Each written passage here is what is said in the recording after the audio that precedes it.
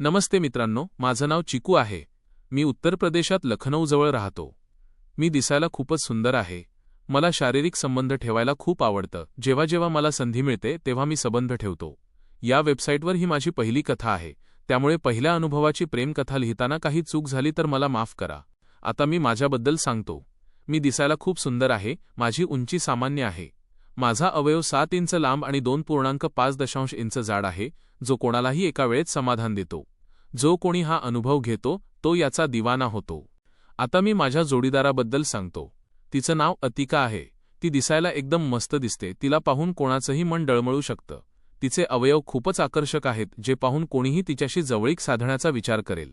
आमची घरे जवळजवळ आहेत। आम्ही दोघे शाळेत एकत्र शिकायचो। मला ती नेहमीच आवडायची, पण मी कधी बोलू शकलो नाही। एकदा ती तयार होत असताना माझी नजर तिच्यावर पडली। तिनेही माझी नजर ओळखली होती। त्या दिवसापासून माझा तिच्याबद्दलचा विचार बदलला। ती दिसायला एखाद्या अप्सरेपेक्षा कमी नव्हती। मग एकदा मी तिचा मोबाईल नंबर मागितला। सुरुवातीला ती माझ्यावर खूप नाराज झाली। मला वाटलं की कदाचित ती माझ्या घरी सांगेल। काही दिवसांनी तिचा अचानक माझ्या व्हॉट्सॲपवर मेसेज आला। मी विचारलं, कोण आहे? ती म्हणाली, नंबर कशासाठी मागितला होता? तेव्हा मला कळलं की ही अतिका आहे। मी म्हणालो, काही नाही, फक्त तुझ्याशी बोलायचं आहे। मग फोनवर आमची बोलणी सुरू झाली। हळूहळू आम्ही रोमॅन्टिक गप्पा मारायला लागलो। एकदा मी अचानक अतिकाच्या घरी गेलो, तेव्हा ती घरी एकटी होती। मी तिला चुंबनासाठी विचारलं, पण तिने मला नकार दिला। पण मी तिला जवळ घेऊन चुंबन घेतलं। माझ्या या कृतीमुळे ती खूप नाराज झाली आणि माझ्याशी बरेच दिवस बोलली नाही। मग हळूहळू मी तिला मनवलं आणि पुन्हा आमची बोलणी सुरू झाली। आता मी तिच्याशी रोमॅन्टिक गप्पा मारायला लागलो। आम्हाला आता काहीही करून एकरूप व्हायचं होतं, कारण जेव्हा तुम्ही कोणाशी अशा गप्पा मारता तेव्हा तुमच्या डोक्यात तेच विचार फिरत राहतात। आमच्यावर आता मिलनाचा विचार सवार झाला होता। म्हणतात ना, जेव्हा तुम्ही एखादी गोष्ट मनापासून हवी असते तेव्हा सारी सृष्टी ती पूर्ण करण्यात लागते। असंच माझ्यासोबत घडलं। होळीचा काळ होता आणि अतिकाने मला सांगितलं की तिची आई काही दिवसांसाठी तिच्या वडिलांकडे जाणार आहे। माझी तर लॉटरीच लागली होती। आम्ही एकदा भेटण्याचा बेत ठरवला। तिने मला तिच्या घरी बोलावलं। तिच्या घरी पोहोचताच मी तिला मिठी मारली आणि चुंबनही घेतलं। मग आम्ही दोघांनी एकत्र जेवण केलं। त्यानंतर मी तिला माझ्या बाहुपाशात घेऊन तिच्या खोलीत नेलं आणि तिच्या पलंगावर झोपवलं। मग मी हळूहळू तिचे कपडे काढायला सुरुवात केली। आता ती माझ्यासमोर फक्त अंतर्वस्त्रात होती।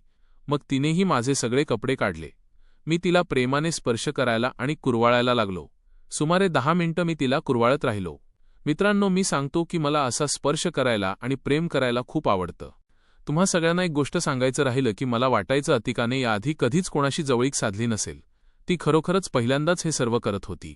आता अतिकाने मला प्रतिसाद द्यायला सुरुवात केली। मी तर जणू स्वर्गात सैर करत होतो। 5 मिनिटांच्या त्या जवळीकीनंतर मी खूप उत्साही झालो।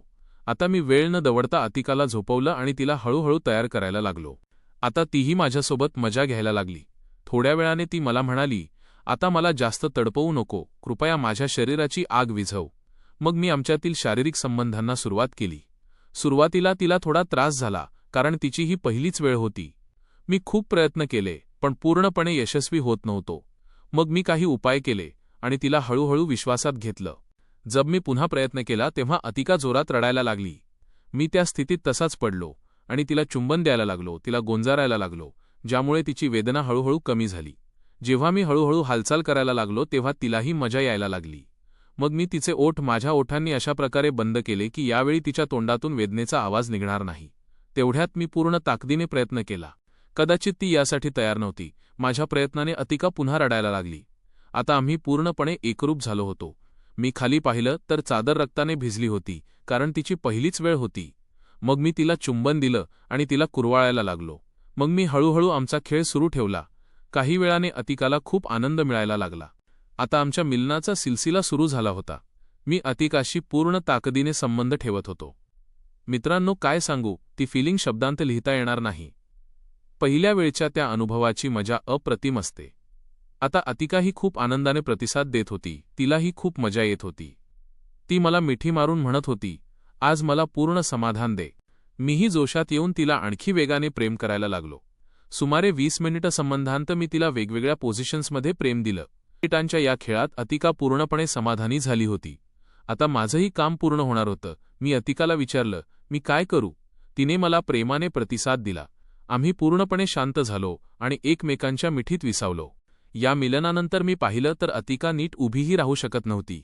मी तिला माझ्या बाहुपाशात घेऊन वॉशरूमपर्यंत नेलं. तिथे तिने तिचं शरीर स्वच्छ केलं. मी तिच्या खोलीत येऊन झोपलो. जेव्हा माझे डोळे उघडले तेव्हा ती झोपली होती. मी तिला उठवलं आणि चहासाठी सांगितलं. कशीबशी ती चहा बनवून घेऊन आली. मी उठलो आणि मीही फ्रेश झालो. माझे कपडे नीट केले. आता मी आणि अतिकाने एकत्र मजेत चहा प्यायला. चहा पिताना अतिकाने मला सांगितलं की तिला थोड्या वेदना होत आहेत. मग चहा संपवून अतिका तयार व्हायला गेली. मी तोपर्यंत काही व्हिडिओ पाहायला लागलो. जेव्हा ती पुन्हा तयार होऊन आली तेव्हा मी तिला पाहतच राहिलो. काय सुंदर दिसत होती. एकतर अतिकाचे मोठे मोठे डोळे आणि त्यावर तिने जे काजळ लावलं होतं, आता ती एखाद्या चित्रपट अभिनेत्रीपेक्षा कमी दिसत नव्हती. अतिकाला असं पाहून माझं मन पुन्हा डळमळलं. मी उठलो आणि थेट तिला लिप किस करायला लागलो. मी सुमारे 10 मिनिटं तिला चुंबन दिलं. तीही माझी पूर्ण साथ देत होती. चुंबन देताना मी तिला पुन्हा मिठीत घेतलं आणि तिला कुरवाळायला लागलो. तीही पूर्ण मूडमध्ये आली होती. यावेळी मी वेळ न दवडता पुन्हा तिच्याशी जवळीक साधायला सुरुवात केली. ती खूप उत्साहाने मला प्रतिसाद देत होती आणि मी 7व्या स्वर्गात सैर करत होतो.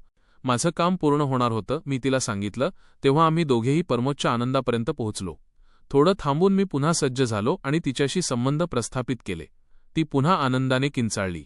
मी तात्काळ तिला चुंबन दिलं, ज्यामुळे तिचा आवाज बाहेर निघाला नाही. आता मी हळूहळू हालचाल करायला लागलो. तिला आता खूप मजा यायला लागली होती. यावेळी मी पूर्ण वेगाने तिच्यासोबत शारीरिक सुख घ्यायला सुरुवात केली. आता तिच्या तोंडातून आनंदाचे आवाज निघत होते. सुमारे 20 मिनिटांच्या या खेळात अतिका पूर्णपणे समाधानी झाली होती. आता आम्हा दोघांचं एकत्र समाधान होणार होतं. मी माझा वेग आणखी वाढवला.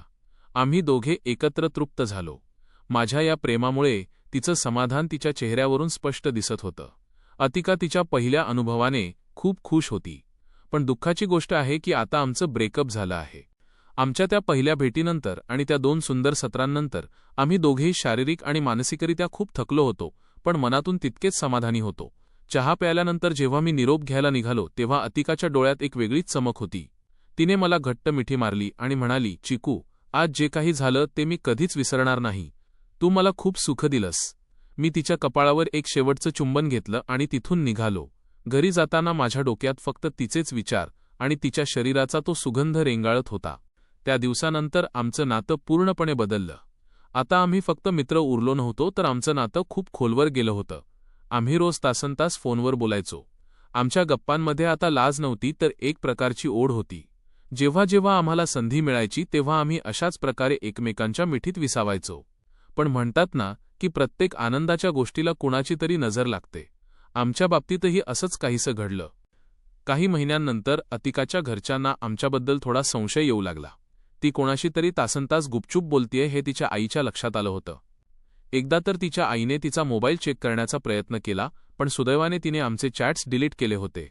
त्यामुळे आमच्या भेटीगाठींवर बंधनं आली. आम्ही आधीसारखं मनमोकळेपणाने भेटू शकत नव्हतो. हा काळ आमच्यासाठी खूप कठीण होता. विरह काय असतो हे आम्हाला तेव्हा पहिल्यांदा जाणवलं. हळूहळू परिस्थिती अधिक गुंतागुंतीची होत गेली. अतिकाच्या घरच्यांनी तिच्या लग्नासाठी मुलगा पाहायला सुरुवात केली. ती खूप रडली. तिने मला सांगितलं की तिला माझ्यासोबतच राहायचं आहे.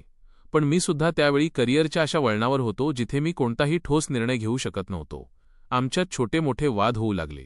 सामाजिक दडपण आणि भविष्याची भीती यामुळे आमच्या नात्यात दुरावा आला. शेवटी एक दिवस आम्ही दोघांनी मिळून ठरवलं की आपण वेगळं होणं हेच आपल्या कुटुंबासाठी आणि भविष्याची चांगलं आहे. सत्य हेच आहे की काही कथांना पूर्णविराम नसतो, फक्त आठवणी उरतात. ती माझी पहिली वेळ आणि अतिकाचं ते प्रेम आजही माझ्या मनात एका कप्प्यात सुरक्षित आहे.